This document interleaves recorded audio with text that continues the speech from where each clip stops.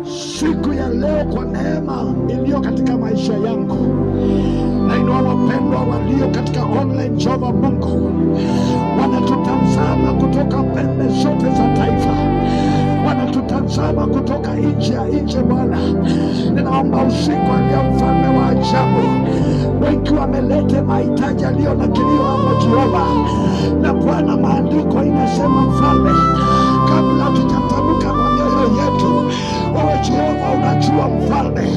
Na usiku wa leo Bwana, ninaomba nikiinua mahitaji hayo juu kwako Jehova, ukaweze kuyajibu mfalme, katika jina la Yesu Kristo.